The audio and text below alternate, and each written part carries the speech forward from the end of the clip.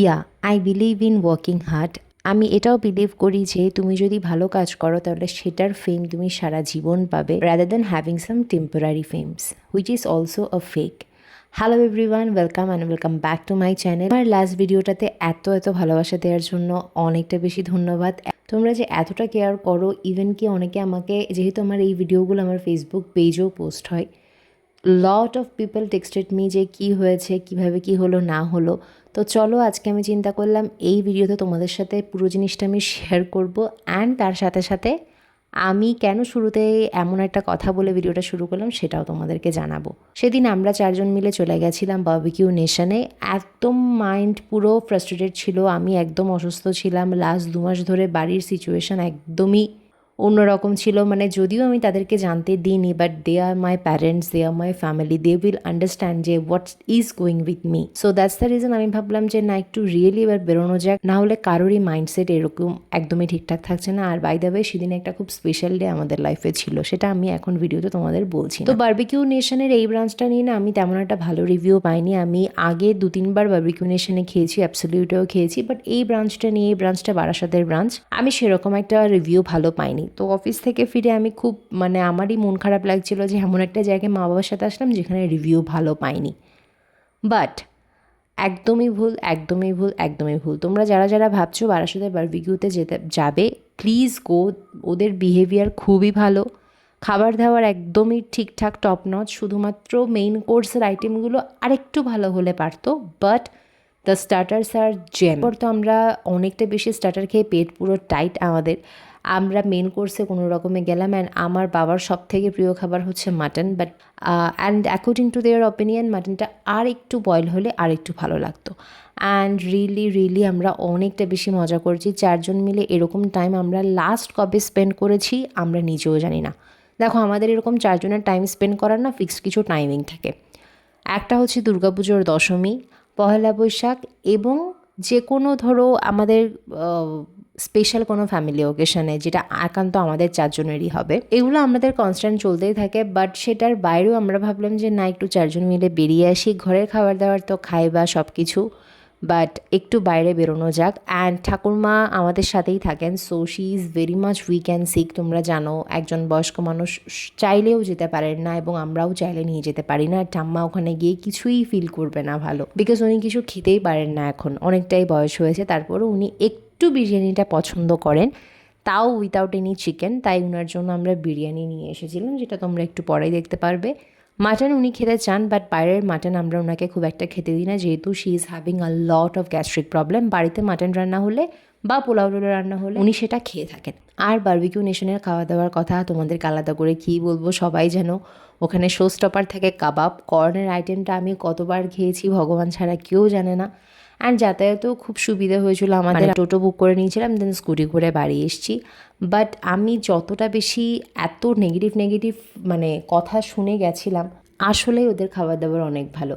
আর তাই এই একটা কারণের জন্য আমি শুরুতে বললাম যে যদি তোমার পরিশ্রম ভালো থাকে, যদি তোমার কাজকর্ম ভালো থাকে, হয়তো তুমি একদম শুরুতে বা একটা মিডল অফ দ্য টাইমে তুমি সেরকমভাবে গ্রোথ করতে পারবে না, বাট একটা পার্মানেন্ট গ্রোথ, একটা পার্মানেন্ট ফেজ যে তুমি লাইফে অ্যাচিভ করতে পারবে, this brand really proves every time, each and every time.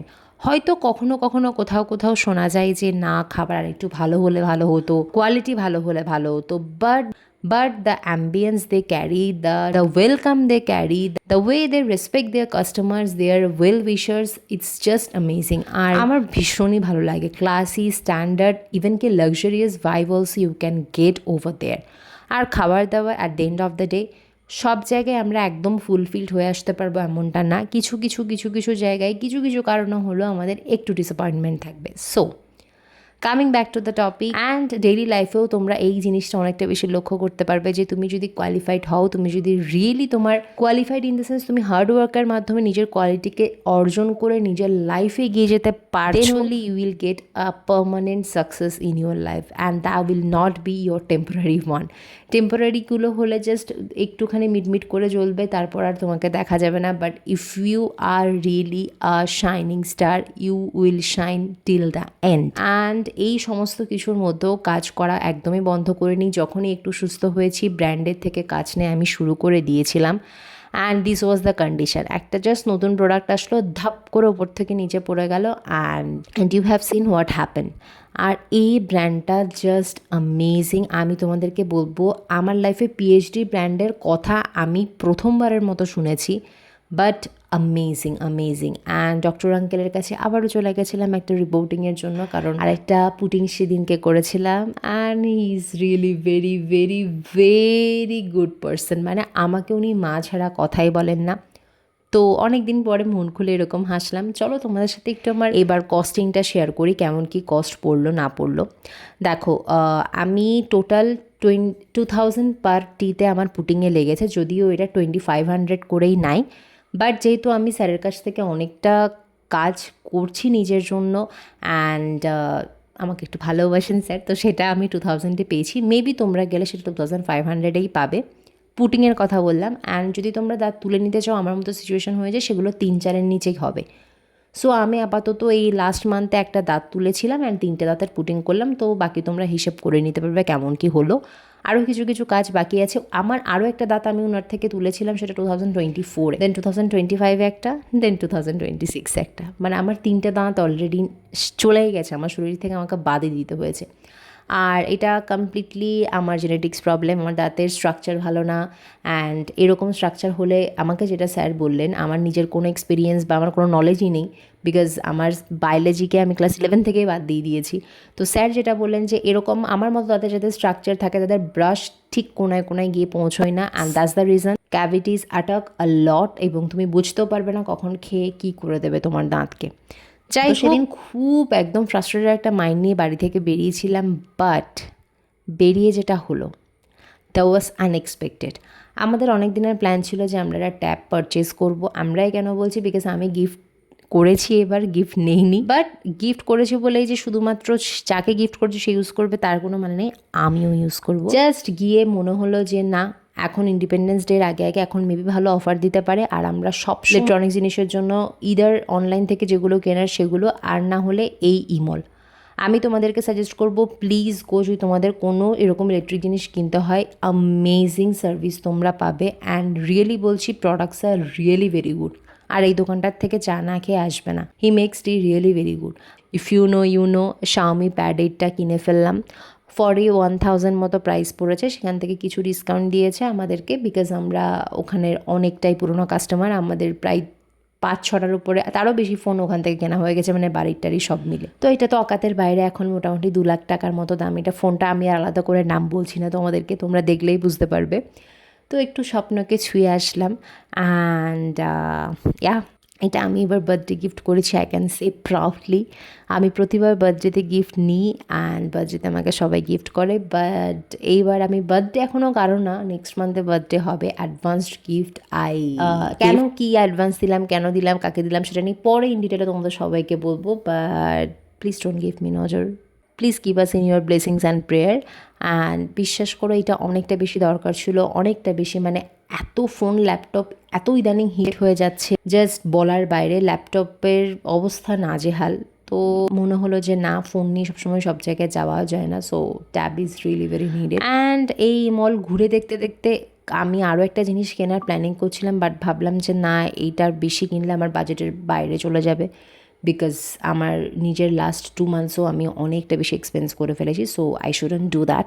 And আমি করিও নি। এবার পিএইচডি নিয়ে তোমাদেরকে যেটা বলছিলাম, সেটা হলো পিএইচডি ব্র্যান্ডটা আমাকে কোনো আলাদা করে পেড কোলাবোরেশন করেনি, but their product really really I got amazed by their product. মানে সত্যি খুবই অসাধারণ। আর আরেকটা কথা তোমাদের বলে দিই, যখনই ট্যাব কিনবে চেষ্টা করবে একটা কভার এবং গ্লাস ওখান থেকেই কিনে নেওয়ার, বিকজ খুবই ভালো থাকে ওখানেরগুলো। এবার বাইরে গিয়ে তোমাকে খুঁজতে টুজতে হবে, যেটা খুবই হেক্টিক বিষয় থাকে।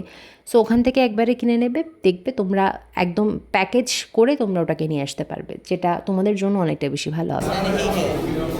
না, মানুষে বলে না যে money can buy happiness, so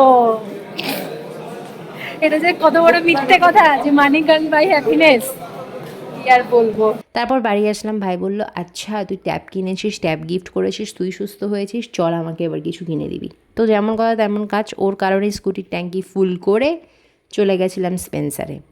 and ওর স্পেন্সারে যাওয়া মানে ওর ও জাস্ট গিয়ে যেটা মনে হয় ও সেটা জাস্ট হাত দিয়ে তুলে নিতে পারে বা তুলে নিতে 1 লাখের থাকেও, পিসি বিল করতে যেখানে কারোর কিছু কে কী বললো না বললো হি ডাজন্ট কেয়ার, ওর যেটা যেটা মনে হয় ও সেটা যেটা তুলে নেয়। আর আমি জাস্ট অপেক্ষা করি যে কখন ওর তোলা কমপ্লিট হবে। আর তারপর এটা খেলাম, যেটা জঘন্য খেতে, প্লিজ কেউ খেও না, একদমই অন ক্যামেরাতেই বলছি, প্লিজ কেউ এই ড্রিঙ্কটা খেও না, আমি জানি না এত জঘন্য কী করে এটা বানাই। তো তারপর কাজ is going on and on. আর লাস্ট কয়েকদিন যে গরম পড়েছে তোমরা নিজেরাও বুঝতে পারছো যে সিচুয়েশন কতটা খারাপ। আমি টিফিন রীতিমতো এরকম বাড়িতে নিয়ে আসছি। আর এটাই ছিল আজকে ব্লগ। ভালো লাগলে প্লিজ সাবস্ক্রাইব করে দিও, কমেন্ট করে দিও, অ্যান্ড জানিও তোমাদের কোন পার্টটা সব থেকে বেশি ভালো লেগেছে।